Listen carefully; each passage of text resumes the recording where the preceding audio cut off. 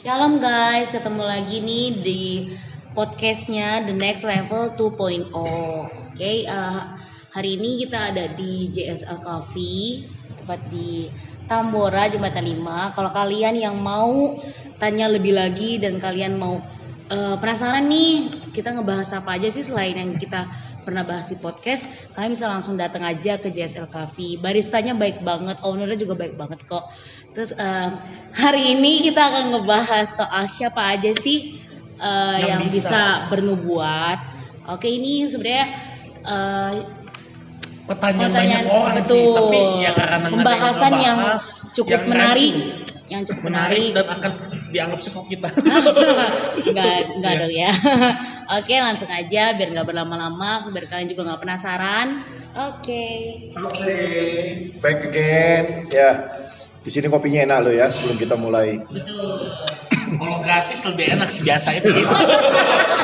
Gitu. Nah, kita ngelihat ya tentang siapa aja sih yang bisa bernubuat. Sebenarnya nih, orang itu bernubuat itu karena dia pasti mendengar suara Tuhan.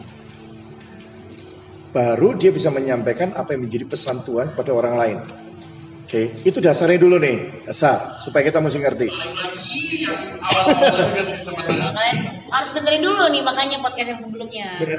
Berarti kalau bukan suara Tuhan itu artinya Suara siapa? Iya. Kita Sering kali adalah kita selalu diajar tentang 3 suara. 1 suara Tuhan, 1 suara setan, ketiga adalah suara hati. Betul ya? Nah, suara Tuhan ntar kita bahas belakangan karena itu berhubungan dengan nubuatan. Kita ngomong dulu suara hati dulu. Kita mesti tahu suara hati kita sendiri. Siapa sih yang nggak tahu hati kita sendiri? Pasti mau cari cuan, cari keuntungan, pasti cari manfaat. Itu suara hati kita. kenapa ya sensitif? Pokoknya paling pertama cuan ya. Pasti menguntungkan. Yang menguntungkan buat diri kita itu pasti suara hati. Ya Pak ya. Ketika kita bernubuat nih, kita pasti lihat lagi. Saya cakep nih. Wah, boleh nih jadiin pacar, gitu kan? Atau wah ini orang kaya nih. Bentar lagi gue pulang, gue mesti nubuat yang bagus-bagus. Biar gue pulang ditraktir. Nah itu yang sering kali terjadi dalam nubuatan. Dan itu sering kali dipakai oleh orang-orang yang tidak bertanggung jawab dalam menggunakan karunia. Gratis. Tapi Betul. ya ngeselin juga ya. Nah itu yang jadi masalah. Sehingga orang-orang itu dibodohi. Ngerti gak sih? Dan dimanfaatkan untuk kepentingan orang tersebut. Nah ini jadi masalah. Dan itu banyak sekali terjadi. Sehingga akhirnya orang itu kapok. Nggak mau ketemu lagi. Gitu kan? Kenapa? Wah setiap kali kalau gue mau didoain, gue mau dinubuatin, gue mesti keluar duit.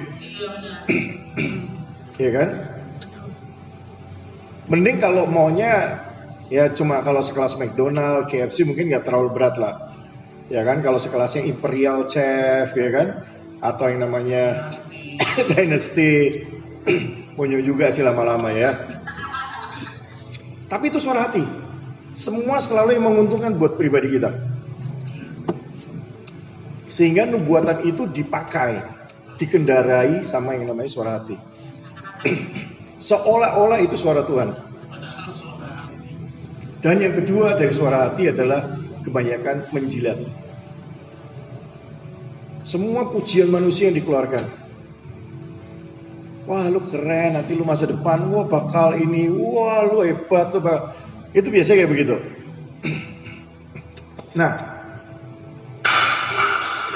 maaf ya, ada insiden ya.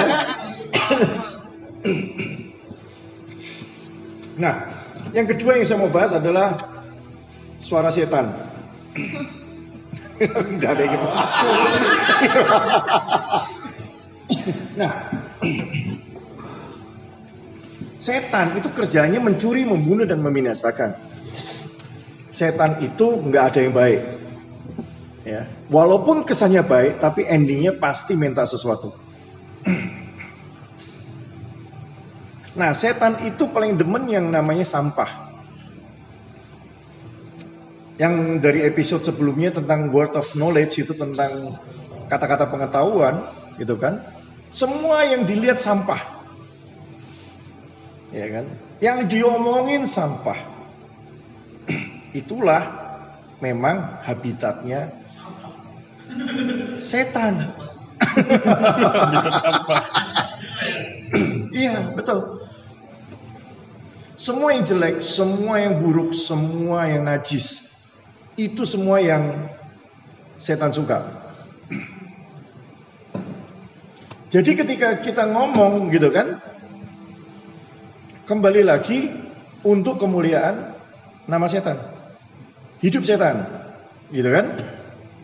Misalnya, gitu kan? Wah, kamu kemarin habis berzina. Wah, kamu kemarin habis kumpul kebo. Wah, kamu kemarin habis mencuri. Wah, kamu habis yang namanya, ya kan? Apa lagi ya? Dosa apa lagi sih? Gue udah lama banget udah nggak pernah consciousness gue tentang sin, gue udah lupa sih. Ya kan? Nah, itu semua dosa, semua yang diungkit. Gak ada satupun kebaikan dalam diri seseorang itu. Kasarnya gitu, kasarnya gimana ya? Karena itu kan negatif itu bisa dibilang bisa jadi atau enggak, itu beneran apa enggak, kan bisa jadi nih dia kan kasar pezina nih, padahal mah belum tentu, tapi apakah benar gitu? Nah, yang jadi masalah gini, di gereja kita dulu itu kan kita diajarin minta ampun, ya kan? Nah, even kita minta ampun pun setan nggak peduli. Dia tetap akan ungkit terus dosa kita yang masa lalu. Even kita udah minta ampun, dianggapnya Tuhan itu belum mengampuni. Ngerti ya? Jadi kesannya kita terus berdosa terus. Dikejar rasa bersalah, dikejar rasa apa ya namanya ya? Ketakutan. Karena bukan Tuhan dong yang bisa ngecun nih, setan juga ngecun. Nah, setan itu nggak pernah tahu masa depan kita. Iya, dia tahu masa lalu. Dia tahunya masa lalu. Tapi dia nggak create masa depan kita. Bisa kalau kita serahkan masa depan kita ke dalam tangan setan. Nah, tinggal mau pilih yang mana. Semuanya, ya kan. Kalau seandainya nih kita cuma mau lihat dosa masa lalu, nggak usah ketemu orang yang bisa bernubuat, nggak usah ketemu pendeta. Ketemu tukang ramal pun mereka bisa lihat masa lalu kita, dosa kita masa lalu dia bisa lihat. Orang pintar pun dia tahu. Kenapa? Karena memang gaulnya mereka adalah setan juga. Itu suara setan. Setan tuh isinya ya udah itu, ya nggak ada yang beres pokoknya. Itu suara setan. Nah, yang ketiga yang kita mau bahas hari ini tentang suara Tuhan. Ya kan? Episode sebelumnya kita pernah bahas, ya kan? Suara Tuhan adalah tentang the goodness of God. Betapa baiknya Tuhan itu. Dan tidak ada yang namanya rancangan yang jahat di dalam kehidupan Tuhan ataupun dalam hatinya Tuhan. Ya kan? Lu udah mau ngomong soal itu juga kan? Nah, so kita gampang nggak bedain mana suara Tuhan, mana suara setan, mana suara hati. Gampang, ya kan? Yang jadi masalah adalah kita harus punya kesadaran bahwa yang ada di dalam diri kita adalah Tuhan Yesus. Kalau dalam diri kita ada Tuhan Yesus, harusnya yang kita ngomong tentang Tuhan dan kebaikan Tuhan. Ya, nah, di dalam firman Tuhan Yeremia 29 ayat berapa ya? 29 juga kalau nggak salah. Itu bahwa rencana Tuhan, rancangan Tuhan akan hidup kita adalah masa depan yang penuh dengan harapan, bukan rancangan kecelakaan. Nah, kalau seandainya nubuatan isinya rancangan kecelakaan, artinya itu bukan dari Tuhan. Simple. Kalau seandainya masa depan kita yang diomongin bukan masa depan yang penuh harapan, artinya itu juga bukan dari Tuhan. Tuhan ya kan? Itu tidak pernah memberi roh ketakutan. Tuhan tidak pernah memberi yang namanya pengaruh negatif dalam hidup kita. Membuat kita hidup was-was, membuat hidup kita ketakutan. Itu Tuhan gak pernah kasih, dan di dalam Tuhan gak pernah ada itu. Kalau seandainya kita setelah dapat nubuatan hidup kita was-was, artinya apa? Artinya ada yang salah dalam nubuatan itu. Wah, kita masih membahas lagi nih, esensi lagi ya, tentang nubuatan. Panjang juga ternyata ya. Nah,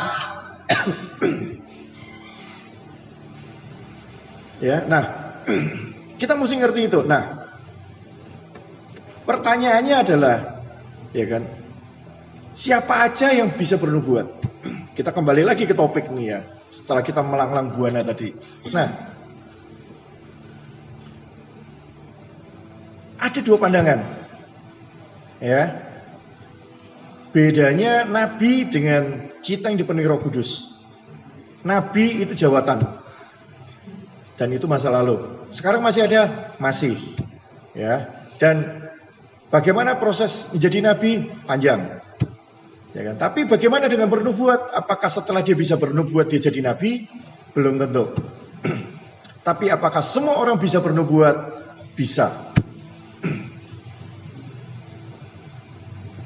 Nah, ini jadi masalah. Tidak semua gereja memberitahu. Beberapa hamba-hamba Tuhan berkata bahwa nubuatan hanya untuk segelintir orang. Saya cuma katakan itu salah. Karena Paulus mengajarkan kejarlah karunia-karunia, terutama bernubuat. Pasti ada dua sih. Yang pertama memang nggak tahu, yang kedua dia mau ngomong tapi takut dianggap sesat gitu. Kita kan udah terlanjur dianggap sesat kan? Iya. Yang gitu maksudnya pas nih tanggal bentarnya kan tanggal 17 kan, 17 Agustus yang buat mungkin ada orang hamba Tuhan, bukan hamba Tuhan, anak-anaknya Tuhan yang mau mengungkapkan ini, ngomong gitu biar lu punya freedom sendiri tuh gak sih. Mungkin lu bakal dimusuhin, kita aja mungkin sudah kali ya. Tapi ya udahlah, bodo amat lah, bukan apa kata Tuhan, tapi itu kata lu yang mau musuhin gua gitu ya, kasarin gitu. Karena gini loh, kenapa sih kita bilang setiap orang bisa?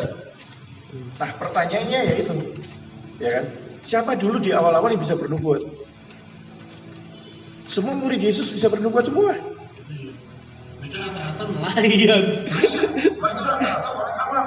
Bukan orang khusus belajar. Kayak Paulus, kayak Paulus beda. Mereka bukan tipikal orang-orang belajar, mereka orang-orang kasar. Iya sih, gak kasar sama Iya kan? nelayan. Ada tukang pajak, ada debt collector, bukan tukang pajak, debt collector. Matius itu debt collector, dia pemungut cukai. Ya kan, makanya dia selalu kalau jalan di dalam barisannya Tuhan itu dia jalan paling belakang. Ya kan, kenapa? Minder. Debt collector. Ya kan? Nah, udah kita nggak usah bahas itunya ya. Ntar panjang lagi. Nah, semua karunia itu kembali lagi di episode sebelumnya kita udah kasih tahu bahwa ketika kita terima Yesus sebagai Tuhan dan Juru Selamat, itu karunia sudah otomatis tempel sama diri kita. Karena itu karunia, itu Tuhan yang punya. Nah, kalau Tuhan ada di dalam hidup kita dan blended atau menyatu dengan kita, artinya kita juga punya karunia itu. Bukan cuma hanya bernubuat. Penglihatan, menyembuhkan orang sakit, ya kan? Hikmat, ya kan? Nah, itu semua sudah ada pada kita. Cuma yang jadi masalah adalah kita mau belajar enggak? Seringkali orang pikir bahwa bernubuat itu tidak bisa diajarkan. Nah, bagaimana caranya bernubuat kalau nggak diajarin? Bukan soal bernubuatannya yang diajarin atau kata-kata yang akan keluar itu apa yang diajarin, tapi bagaimana koridor-koridor dalam bernubuat itu yang diajarkan. Bagaimana orang itu bisa mendengar dan memilah suara dari Tuhan dan bukan yang dari Tuhan. Ini yang diajarkan. Bagaimana cara kita mendengar suara Tuhan. Nah, ini yang jadi masalah. Sering kali orang berpikir, ya kan, tidak semua orang bisa bernubuat. Kalau tidak semua orang bisa bernubuat, artinya tidak semua orang bisa mendengar suara Tuhan. Padahal Tuhan ada di mana? Dalam hati kita, di dalam hidup kita, di dalam pikiran kita. Nah, kalau kita nggak bisa dengar suara Tuhan, Tuhan ada di mana? Satu, berarti Tuhan nggak pernah ngomong. Kedua, ya kan, berarti Tuhan lu bisu. Atau telinga kita yang tuli.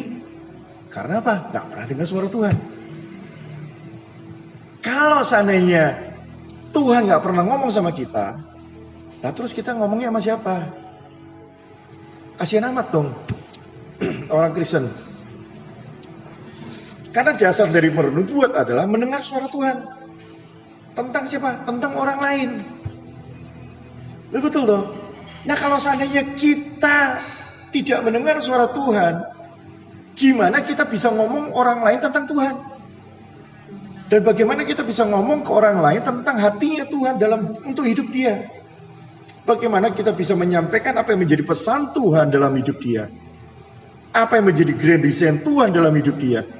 Kita nggak bisa ngomong. Kenapa? Lah karena kita nggak pernah dengar. Hanya khusus para nabi yang bisa dengar. Ya repot. Ya jadi masalah nabi berapa banyak di dunia? Jangan sekarang aja cuma dikit ya saya. Betul. Dulu cuma hanya ya orang tertentu juga. Maka dari itu, ngerti ya? Buat apa Yesus mati?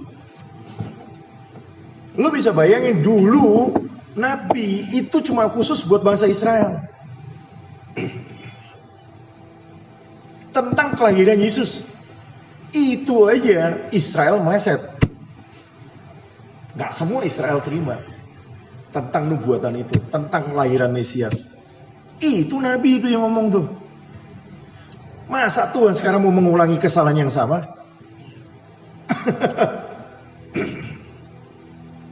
Dulu Mesir gimana? Dulu Arab gimana? Indonesia dulu gimana? Gak pernah dengar suara Nabi Yesaya. Bener ya? Mereka gak pernah dengar suara Nabi Nathan. Mereka gak pernah dengar Nabi Samuel dulu. Hanya di situ-situ doang. Karena hanya untuk Israel. Apakah Tuhan mau mengulangi kesalahan yang sama? Tidak. Makanya Tuhan mesti mati di kayu salib. Supaya apa? Supaya mengembalikan lagi posisi, ngerti gak sih? Adam dan Hawa ketika penuh dengan Roh Allah. Untuk menyampaikan kabar baik. Dan itulah fungsi Roh Kudus dicurahkan ke atas muka bumi. Memperlengkapi manusia untuk mengabarkan Injil Kristus ke seluruh dunia. Nah, kalau sekarang peranan itu hanya diambil oleh para nabi, kapan selesainya penginjilan? Itu namanya banyak juga. Banyak juga. Ya, betul. Nah, jadi masalah nabi cuma menyampaikan, istilahnya cuma menegur kesalahan orang. Lah mau sampai kapan? Benar gak? Nah, inilah fungsi anak Tuhan yang udah dipenuhi Roh Kudus. Kenapa kita bisa bernubuat? Supaya orang lain mengalami perubahan, supaya orang lain mengenal kebaikan Tuhan, supaya orang lain mengerti tentang grand design-nya Tuhan dalam dirinya dia, supaya dia mengerti rancangan Tuhan itu penuh dengan damai sejahtera. Nah, ini jadi masalah. Itulah fungsi nubuatan. Dan siapa yang bisa bernubuat? Semua orang Kristen bisa bernubuat.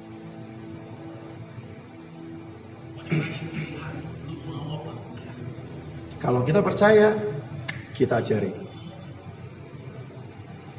Bukan diajarin cara bernubuatnya, cara mendengar suara Tuhan dan cara menyampaikan pesan Tuhan yang namanya nubuat kepada orang lain. Ya. Balik lagi ke identitas Kita sebagai Tuhan sama itu menyampaikan. Ini udah paling dasar sebenarnya, balik kesederhanaan firman Tuhan ya itu di dasar, balik ke dasar ya. Gak ada.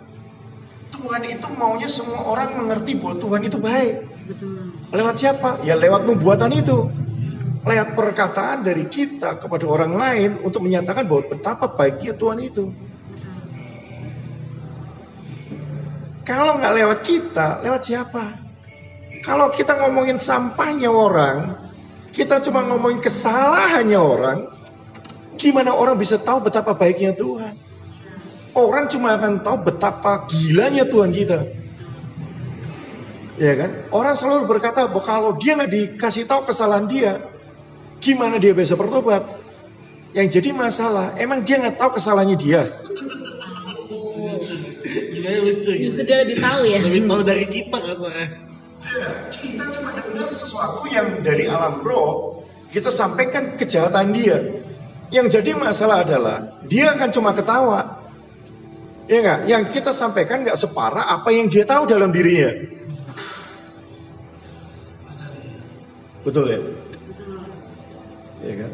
Itu yang jadi masalah. Tanpa lu kasih tahu, gue juga udah tahu dosa gue apa di masa lalu. Ya toh? Gue busuk kayak apa di masa lalu, gue lebih tahu dari apa yang lu tahu. Tetapi pada dasarnya manusia itu pengen tahu masa depan gue kayak gimana. Bukan kebusukan masa lalu gue seperti apa. Ya itu tadi, ya. Kalau kita nyanyi, ya, sejauh timur dari barat, engkau telah membuang dosaku. Tak kau ingat lagi semua pelanggaranku. Artinya apa? 1 menit yang lalu pun pelanggaran kita nggak diingat lagi sama Tuhan. Ya, kalau seandainya masih ada juga pendeta yang mengingatkan dosa kita 1 menit yang lalu, perlu kita pertanyakan.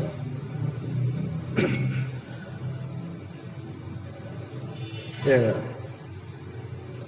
ini yang kadang-kadang ya sorry to say gitu ya. Sorry to say mungkin saya rada-rada sedikit ekstrim gitu ya. Tapi Menandakan orang seperti ini. Kalau halus-halus kagak bisa tuh gitu. ya betul. Sekarang gini loh, kalau gue nyatain kesalahan masa lalu orang, ya orang itu mungkin nangis-nangis di depan kita sekarang. Bukan karena dia bertobat. Dia nangis itu karena apa? Karena dosa gue lo omongin di depan orang. Kamu nggak kena perusahaan jumlah. Betul ya? Ini jadi masalah, apalagi depan mimbar. Mending kalau jemaatnya cuma 50, kalau jemaatnya 1.500, kan nama dia langsung terkenal. Viral kan. Wah, ini yang ini kan. 1.500 orang mengenal dosa kamu. Tahu dosa kamu siapa? Wah, ini bisa nyolong nih, hati-hati gue gak boleh deket-deket dia nih. Itu jadi masalah. Itu cuma bukan soal apa ya, dosa masa lalu aja. Kesalahan masa lalu kita aja kadang-kadang diumbar juga di mimbar. Itu masalah. Itu bukan membuat kita dekat sama Tuhan, bukan kita mempelajari kesalahan kita, tapi akan membuat kita pergi dari gereja itu dan membuat orang akhirnya jadi anti Yesus. Kita ngomong Yesus itu kasih, Yesus itu maha pengampun, tapi yang jadi masalah yang kita omongin lawan dari apa yang ya, berlawanan dengan sifat-sifat Tuhan yang sebenarnya.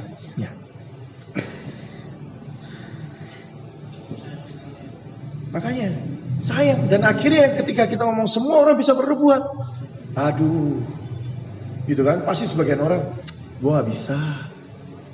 Bukan karena lu nggak bisa, ya nggak? Karena kita sudah didoktrin bahwa kita nggak bisa. Kita sudah didoktrin hanya cuma para nabi yang bisa, ya kan? Padahal Paulus sudah ngomong kejarlah karunia-karunia, terutama tentang bernubuat, ya kan? Nah, tapi nggak usah lah ya, nanti yang lain panjang soalnya. Saya gregetan, kenapa gitu kan? Karena ada beberapa yang konyol gitu kan, konyolnya gini nih ya. Kita pernah ngalami yang namanya ada 1-2 orang yang pernah ketemu kita. Tiba-tiba orang itu kabur. Ya kan? Nggak pernah berani kita ajak ngomong. Tahu nggak, ternyata dasarnya dan alasannya begitu sepele. Ternyata dia pernah ngalami yang namanya dipermalukan sama orang suci itu, gitu kan? Dibeberin semua dosanya di depan orang-orang. Dan apa akhirnya terjadi? Dia dikucilkan di gereja. Pertanyaannya, apakah itu yang Tuhan mau? Ya kan? Apakah itu sifat Tuhan? Itu bukan gayanya Tuhan yang membeberkan dosa masa lalu. Kita bisa bayangin Niniwe yang dosanya begitu parahnya. Tuhan aja kirim Yunus untuk namanya apa? Untuk bikin Niniwe bertobat. Ya kan? Ketika Daud mengalami kesalahan, ya kan? Yang ditegur bukan soal Daud sama Batsheba. Yang ditegur Nathan itu tentang Daud menghitung orang Israel.